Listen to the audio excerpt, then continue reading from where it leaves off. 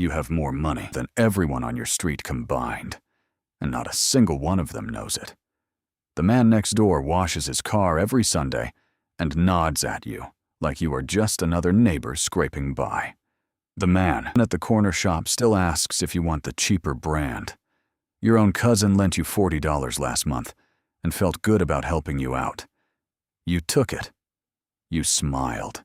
You said thank you, and you meant the thank you, even though you did not need the money and never would again. And that night, you went home to a quiet apartment, sat on the floor with your back against the couch, and looked at a number on your phone that would stop the breath in your cousin's chest if he ever saw it. Nobody noticed. That was the plan. That was always the plan. Because you figured out something early that most people never understand. The world does not treat a rich man and a poor man the same way. And the moment it decides which one you are, everything changes. The prices you are quoted, the way people speak to you, what they expect, what they ask for, what they take. So you made a choice that would shape the rest of your life. You would let the world keep believing you were ordinary, and you would quietly become anything but. It did not start with a windfall. There was no sudden windfall, no envelope of cash, no prize that fell out of the sky. It started years ago with a decision so small it felt like nothing. You bought one thing that made money instead of one thing that looked good. A small share of a business, a little shop that sold honest goods, something real, something you owned. You told no one. Not because you were hiding, because there was nothing to show yet. The first year, it barely moved at all. You worked your ordinary job and watched your one small thing grow like a seed under the soil, invisible, slow, almost not worth the patience. Your friends bought new phones and newer cars and posted the receipts of their lives online. You bought another quiet piece of something real, and you kept your mouth shut. The second thing you owned helped pay for the third. The third began to feed itself. You took nothing out. Every coin that came back, you sent out again to buy another small piece of something real, a share of an honest business, a room you could rent to a family who needed it, a thing of true value that would still be worth something, long after the excitement of a new phone had worn off in someone else's hands. And somewhere in the silence of those years, without a single person clapping for you, without one post, one announcement, one moment of being seen, the seed became roots, and the roots went deep and deeper still. You remember the exact moment it stopped being a dream. You were sitting at your kitchen table, the cheap one with the wobbly leg, doing the math you did every month. And the number that came back was larger than a full year of your salary, not earned by your hands, earned by the things you owned, while you slept, while you ate, while you did absolutely nothing at all. You did not celebrate. There was no one to celebrate with, and even if there had been, you would not have said a word.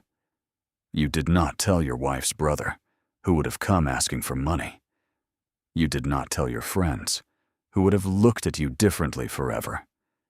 You sat very still, and you felt the strangest thing settle behind your ribs. Power. Quiet, invisible power. The kind that does not announce itself. The kind that does not need to be seen to be real. You looked around your small apartment, the wobbly table, the second-hand couch, the cheap curtains you had been meaning to replace for years. And you understood that none of it was a sign of what you had. It was a disguise, a costume.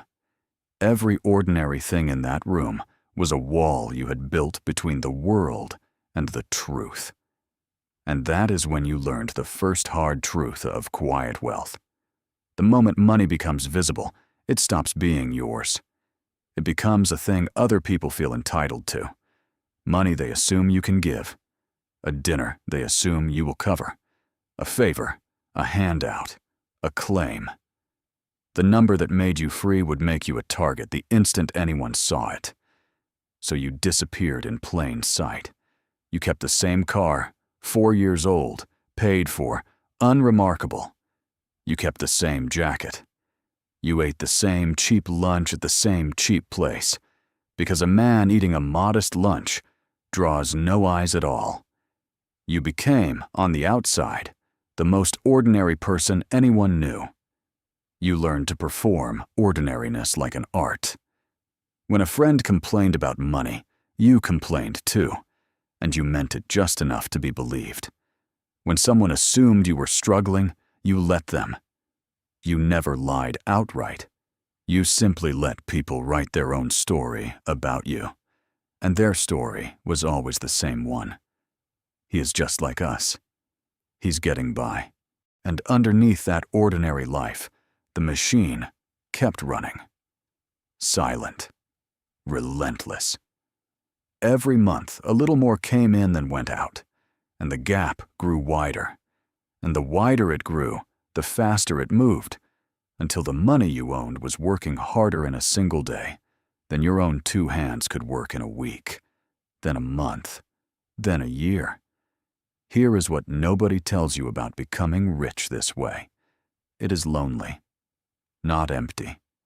You have people, but you have no one who truly knows you, because the biggest fact of your life is a secret you can never fully share. You watch your closest friend struggle to pay his rent, and you have the power to erase that struggle in the time it takes to send a message. And you do not do it. Because the moment you do, the truth unravels, and once it unravels, it never goes back. So you help him quietly instead. A job opportunity that somehow finds its way to him at the right moment. A bill that gets quietly settled by what looks like a clerical error in his favor. A door that opens for him, seemingly on its own. He never knows it was you. He thanks the Creator for a good turn, and he sleeps easier that night. And he never once suspects that the friend sitting across from him, eating the same cheap meal, complaining about the same rising prices, could have fixed it all with a single quiet word. You carry that secret home, and you set it down gently with all the others. And the pile of things you cannot say to the people you love grows a little taller. You start to understand why the truly wealthy so often vanish into ordinary clothes and ordinary streets. You used to think rich men wore their wealth. Now you know the loud ones are usually the ones with the least, shouting to be believed. The truly wealthy learned what you learned. That being seen as rich costs you something every single day, in 100 small ways, and the ones who keep the most are the ones who pay none of it. Visibility is a tax, and the richest man you will ever pass on the street may be the one in the worn jacket and the old shoes, nodding politely, invisible entirely on purpose, carrying a secret exactly like yours. Then comes the test you did not see coming. Someone gets close, really close, and the question begins to eat at you in the dark. Do you tell them? Do you finally let one person see the whole of you and risk that they see the money before they see the man? Or do you protect the silence the way you have protected everything and stay half known forever? You do not have an answer. You lie awake with it, night after night, running it over in your mind, the way you once ran the numbers at that wobbly kitchen table. Except this problem has no clean solution. If you tell her, you can never untell her. If you stay silent, you stay half known forever, loved for a version of yourself that is only part of the truth. You think about the man you were before any of this. That man would have blurted it all out on the second night, laughing, unable to hold it in. This man sits quietly across the table, listening, calculating, wondering if the secret that set him free is the same secret that will keep him alone. And you still do not know which way you will choose. You only know the weight of it, The same quiet weight you have carried since that kitchen table, now with a face and a name attached to it. And underneath all of it, quietly, endlessly, the number keeps climbing. Not because you chase it anymore. You stopped chasing it long ago. It climbs because you built something that no longer needs your hands to push it forward. You planned it in silence. You waited through years when nothing seemed to be happening. You resisted every urge to be seen, to be praised, to prove to anyone that you were more than they thought. And now the harvest comes in on its own, season after season, whether you rise from bed in the morning or not. This is the thing they never show you. The richest life often looks, from the outside, like the most ordinary one. Years pass this way. The number grows past anything the boy you used to be could have imagined. You could buy the whole street now, every house on it, and still not feel the dent. And yet nothing on the outside has changed. Same car, same jacket, same quiet nod to the neighbors. The man next door still washes his car every Sunday. He still asks how work is treating you. Still assumes you are getting by like everyone else. Still has no idea that the tired-looking man he is speaking to could change both their lives with a sentence.